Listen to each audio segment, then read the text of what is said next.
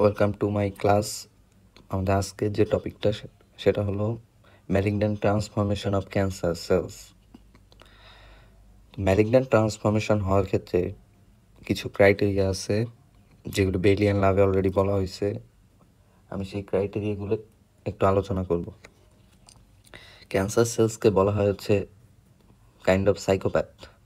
একটা সাইকোপ্যাথ একজন মানুষকে মারার জন্য সব কিছু করতে পারে। Cancer cells are also like that. তাহলে ম্যালিগন্যান্ট ট্রান্সফরমেশনে শুরুতেই আমরা যে পয়েন্টটা দেখি সেটা হচ্ছে এস্টাবলিশ অ্যান্ড অটোনোমাস লিনিয়েজ।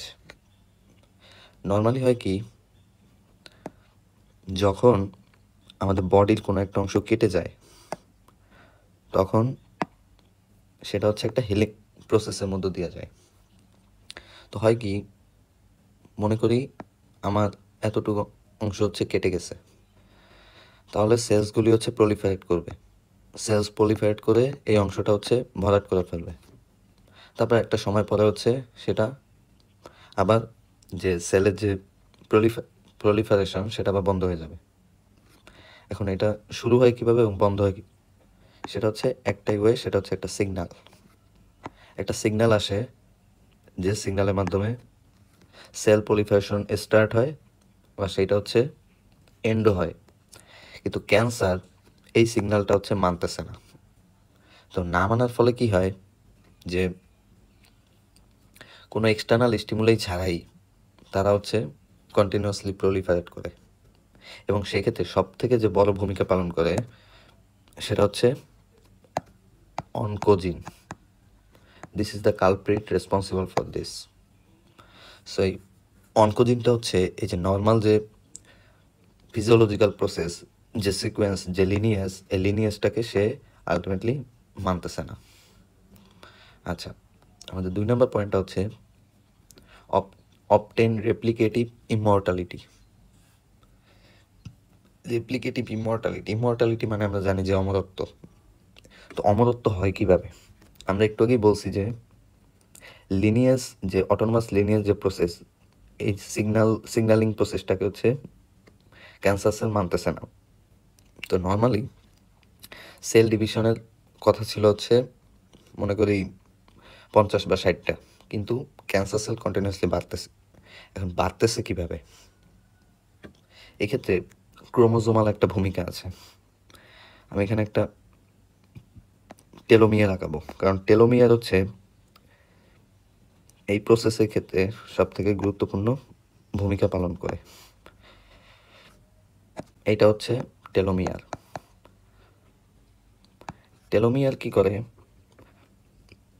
আমাদের মনে করি যে 50টা সেল প্রলিফারেট করতে হবে, তাহলে সেক্ষেত্রে এই টেলোমিয়ারের ভূমিকাটা হচ্ছে সে 50টা সেলের দিকে যত আগাবে, মনে করি যখন 25টা সেল হয়েছে তখন এই যে টেলোমিয়ারটা হচ্ছে হয়তো এতটুকু লম্বা। যখন সে 30টা হয়েছে তখন সে আরেকটু ছোট হয়েছে। যখন সে 50টা আমাদের হবে তখন টেলোমিয়ারটা এক ডিস্ট্রয় হয়ে যাবে। তার মানে টেলোমিয়ারটা হচ্ছে অনেকটা হচ্ছে যে এমনভাবে কাজ করতেছে যে সেটা হচ্ছে ধীরে ধীরে ছোট হবে এবং সেল প্রলিফারেশনও আমাদের শেষের দিকে যাবে। ক্যান্সার সেল কি করতেছে, এই যে টেলোমিয়ারটাকে সেটাকে কখনোই ছোট হতে দিচ্ছে না। তার মানে কি, আমাদের যে রেপ্লিকেশন, প্রলিফারেশন অফ সেলস, এটা কিন্তু কন্টিনিউ হচ্ছে। তো সেটা কিভাবে করতেছে? টেলোমারেস এনজাইমের মাধ্যমে।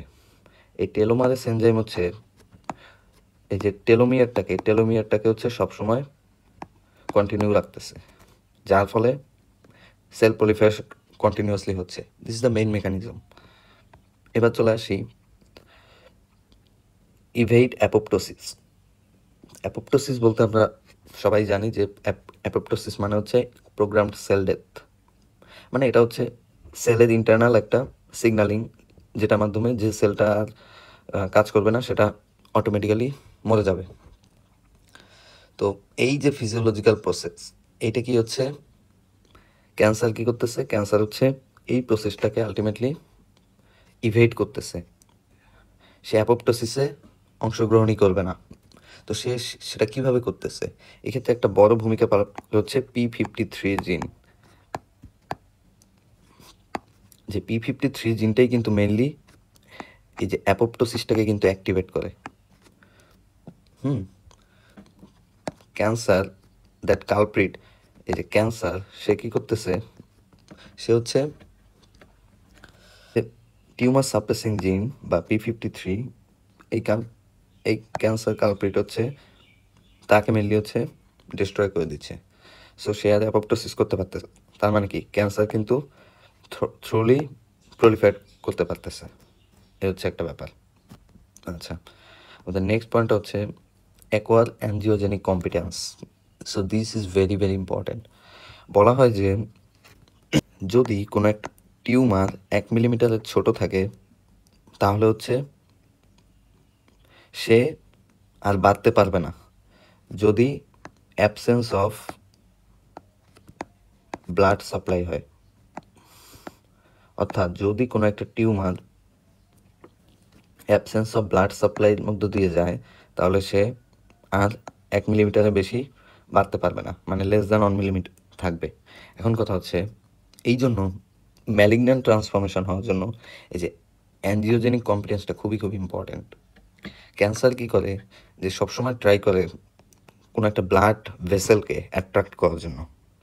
সে যদি কোনো মতে একটা ব্লাড ভেসেলের সাথে অ্যাটাচড হয়ে যেতে পারে হচ্ছে সে অ্যাঞ্জিওজেনিক কম্পিটেন্সটা গেইন করে। সো আলটিমেটলি সে কী করতে পারবে, সে পরবর্তীতে হচ্ছে অন্য যে কোনো জায়গায় গিয়ে হচ্ছে ইমপ্লান্ট হতে পারবে, বা সে হচ্ছে যে ভাস্কুলার সিস্টেম সেখান থেকে হচ্ছে হেমাটোজেনাস স্প্রেড ঘটাইতে পারবে। So this is very important. The next point is acquire ability to invade. This is very very important. যদি ইনভেশনই না হয় তাহলে কিন্তু আলটিমেটলি ম্যালিগন্যান্ট ট্রান্সফরমেশনটা কমপ্লিট হয় না। তো সেক্ষেত্রে কী করে যে 3টা মেকানিজমের মাধ্যমে একটা ক্যান্সার সেল হচ্ছে ইনভেড করতে পারে। প্রথমত হচ্ছে rising interstitial pressure within tissue, অর্থাৎ টিস্যুর মধ্যে ইন্টারস্টিশিয়াল প্রেশার বাড়ায়। ইন্টারস্টিশিয়াল ফ্লুইড প্রেশার বাড়ালে সে আলটিমেটলি অ্যাঞ্জিওজেনিক কম্পিটেন্সেও কিন্তু হেল্প করে। নেক্সট পয়েন্টটা হচ্ছে secret enzymes that dissolved extra cellular matrix.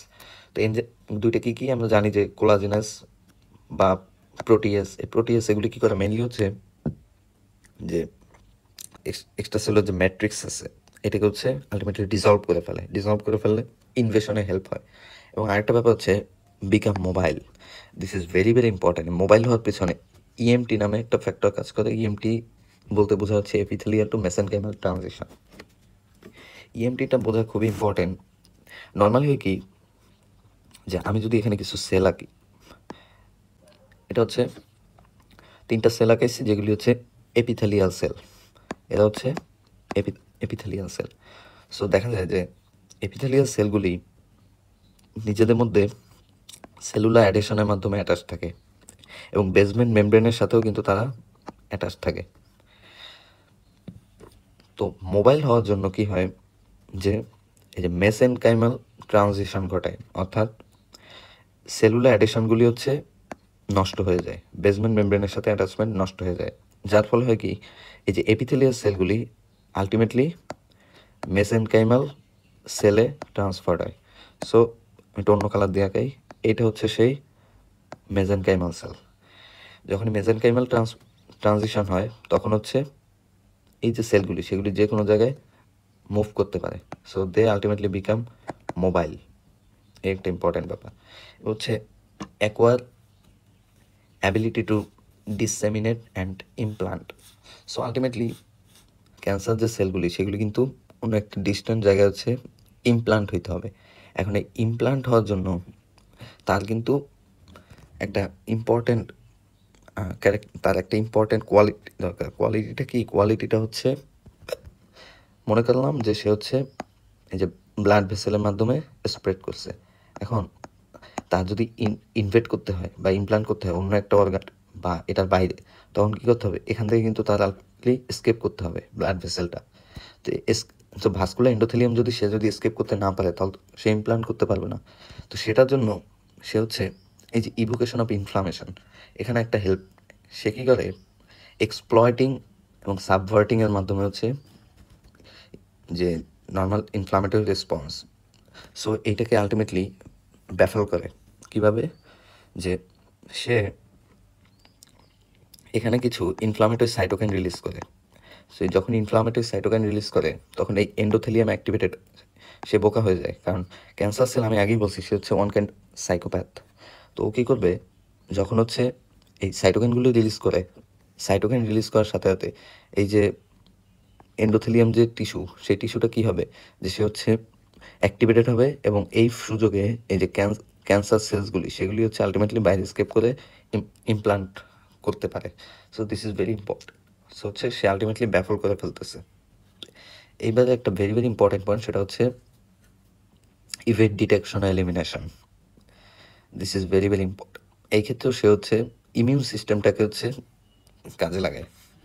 So তাকে যাতে ইমিউন সিস্টেম ডিটেক্ট করতে না পারে, তো সে কী করে, এখানে একটা উদাহরণ দিই, যে এখানে হচ্ছে পাঁচজন হচ্ছে, মনে করি এই পাঁচজন হচ্ছে আমার শত্রু, এই হচ্ছে সেই ক্যান্সার।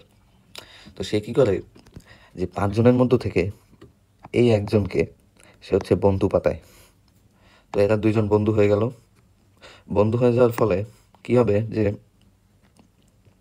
আলটিমেটলি এই যে ও কী করতেছে, ও হচ্ছে ওকে গোপন রাখতেছে। ওর সাথে যে ওর বন্ধুত্ব হয়েছে, ও কিন্তু সব খোঁজ খবর পাচ্ছে, ও যা ইচ্ছা তাই করতে পারতেছে। সো আলটিমেটলি এই চারজন কিন্তু সেটা জানে না। ক্যান্সার এই ক্ষেত্রে সেম কাজটাই করে। ক্যান্সার কি করে, যাতে তাকে ডিটেক্ট করতে না পারে, সেজন্য সে ইমিউন সিস্টেমের যে কোনো একটা পার্টের সাথে হচ্ছে কোঅপ্ট করে। কোঅপ্ট করলে হয় কি, যে বাকিরা হচ্ছে তাকে চিনতে পারে না। সো যে other parts of immune surveillance system, এটা হচ্ছে আলটিমেটলি একে ডিটেক্ট করতে পারে না। এক্ষেত্রে আরও একটা ভূমিকা আছে, সেটা হচ্ছে টিউমার অ্যাসোসিয়েটেড যেসব অ্যান্টিজেন আছে, এই অ্যান্টিজেনগুলোকে হচ্ছে সাপ্রেস করে রাখে ক্যান্সার সেল, যাতে তাকে কোনো মতেই ডিটেক্ট করতে না পারে। এবার একটা পয়েন্ট হচ্ছে জেটিসন এক্সেস ব্যাগেজ। এই জিনিসটা কাইন্ড অফ হচ্ছে ক্যান্সার সেলে কোনো মায়া দয়া নাই, ক্যান্সার সেল যা ইচ্ছা তাই করতে পারতেছে, তার নিজের ভিতরে কোনো রিগ্রেট ফিল নেই। এটাই হচ্ছে জেটিসন এক্সেস ব্যাগেজ। সো আলটিমেটলি এখানে যে একটা শর্ট টার্ম অ্যাডভান্টেজ থাকলেও লং টার্ম কিন্তু কোনো অ্যাডভান্টেজ নাই। কারণ কোনো একটা সময় গিয়া সে আলটিমেটলি কিন্তু ধরা পড়ে। যখনই সে ধরা পড়ে, তখন কিন্তু তার উপর যে আমরা যে ট্রিটমেন্টটা কাজে লাগাই, সেই ট্রিটমেন্টের মাধ্যমে তাকে আলটিমেটলি ডিস্ট্রয় করতে পারি। এটাই বলছে। দেন হচ্ছে subvert communication to and from the environment. এখানে যেটা বলা হয়েছে সেটা হচ্ছে যে কমিউনিকেশন, এনভায়রনমেন্টের বা তার কাছ থেকে যে কমিউনিকেশন পার্ট হচ্ছে সে সাবভার্ট করে ফেলতে পারে। অর্থাৎ যে সে হচ্ছে ভুল ইনফরমেশন দেয়, রং ইনফরমেশন দিয়ে সে হচ্ছে হোস্ট যে হোস্ট বডি আছে, রং ইনফরমেশন হোস্ট বডিকে হচ্ছে সবসময় বোকা করে রাখে, যার ফলে সে আলটিমেটলি মানে তাকে কেউ ধরতে পারে না, এই একটা ব্যাপার। এবার একটা খুবই ইম্পর্ট্যান্ট পয়েন্ট হচ্ছে develop ability to change energy metabolism. এই এনার্জি মেটাবলিজম চেঞ্জ করার মাধ্যমে হচ্ছে ক্যান্সার সেল আরও বেশি হচ্ছে ইনভেশন করতে পারে এবং আলটিমেটলি অ্যাঞ্জিওজেনেসিসেও হেল্প করে। এক্ষেত্রে কী করে, যে নর্মালি যে এনার্জি মেটাবলিজমের যে রুল, সেইটাকে হচ্ছে ক্যান্সার সেল ফলো করে না। দেখা যায় কি, যে একটা সেলের মধ্যে হচ্ছে এটা হচ্ছে GLUT1 ট্রান্সপোর্টার, এর মাধ্যমে ভিতরে হচ্ছে গ্লুকোজ ঢুকতেছে। গ্লুকোজ কী করে, গ্লুকোজ ভিতরে ঢুকে, এখন কিন্তু অ্যানারোবিক প্রসেস চলতেছে নর্মাল সেল, এটা কিন্তু একটা নর্মাল সেল। তো এখানে কি করে, যে গ্লুকোজ হচ্ছে আলটিমেটলি গ্লাইকোলাইসিসের মাধ্যমে পাইরুভেটে কনভার্টেড হয়।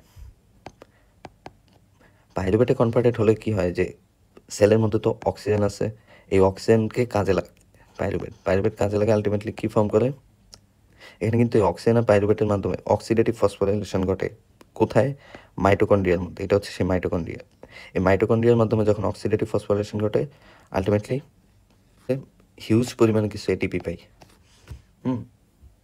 আচ্ছা, কিন্তু ক্যান্সার সেল যেটা করে সেটা হচ্ছে তার ভিতরে প্রচুর অক্সিজেন আছে, বাট স্টিল সে হচ্ছে এই যে গ্লুকোজগুলি আসতেছে, গ্লুকোজগুলি ভিতরে নেয়, গ্লুকোজ আলটিমেটলি গ্লাইকোলাইসিসের মাধ্যমে হচ্ছে পাইরুভেটে কনভার্টেড হয়। পাইরুভেটে কনভার্টেড হওয়ার পরে এক্ষেত্রে কিন্তু এই যে অক্সিডেটিভ ফসফোরিলেশন এই পার্টটা কিন্তু সে আর করতেছে না। এখানে মাইটোকন্ড্রিয়া থাকা সত্ত্বেও সে মাইটোকন্ড্রিয়াকে পাস করে চলে যায়, অর্থাৎ প্রচুর পরিমাণে অক্সিজেন থাকা সত্ত্বেও সে পাইরুভেট থেকে এখন অ্যানারোবিক প্রসেস হলে কী তৈরি করবে? ল্যাকটেট তৈরি করে।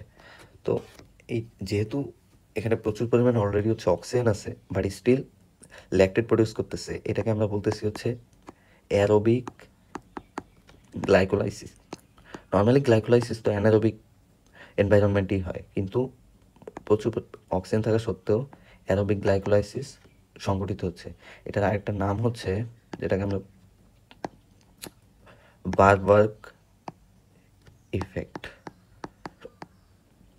তো এটা হচ্ছে ক্যান্সার সেল করলে হয় কি যে এক্সট্রা সেলুলার যে পিএইচ, এই পিএইচটা হচ্ছে ডিক্রিজড হয়, যেটা হচ্ছে আলটিমেটলি পরবর্তী হেল্প করো। আর একটা ব্যাপার সেটা হচ্ছে এই যে ল্যাকটেট কী করতে পারে যে এর আশেপাশে যেসব অ্যাডজাসেন্ট ল্যাকটেট প্রডিউসিং যেসব টিউমার সেল আছে সেইগুলোকে ল্যাকটেট হচ্ছে দিলে ল্যাকটেটগুলিকে হচ্ছে সেই সব কোষে পাঠানো হয়। তো সেই সব সেলের মধ্যে যে সাইট্রিক অ্যাসিড সাইকেলের মাধ্যমে আবার এনার্জি প্রডিউসড হতে পারে। তো এই হচ্ছে একটা mechanism. So this is very very important. তো এই ক্ষেত্রে হচ্ছে হাইপোক্সিক কন্ডিশন হচ্ছে, সো হাইপোক্সিক ইনডিউসিবল ফ্যাক্টর 1 এটার মাধ্যমে হচ্ছে আলটিমেটলি যে ক্যান্সার সেলগুলি আছে সেগুলি হচ্ছে অ্যাঞ্জিওজেনেসিসে হেল্প করে, তারপরে হচ্ছে ইনভেশনে হেল্প করে, এবং গ্লুকোজ যে আসে এই গ্লুকোজ মেটাবলিজমটাকে আরও বাড়ায়, ইনক্রিজ করে, যেটাকে আমরা আলটিমেটলি বলি গ্লুকোজ হাঙ্গার। যত বেশি গ্লুকোজ নেবে তত বেশি গ্লাইকোলাইসিস হবে, তত বেশি পাইরুভেট ফর্ম হবে, এবং তত বেশি অ্যারোবিক গ্লাইকোলাইসিস ল্যাকটেট ফর্মেশন হবে। So this are all of transformation.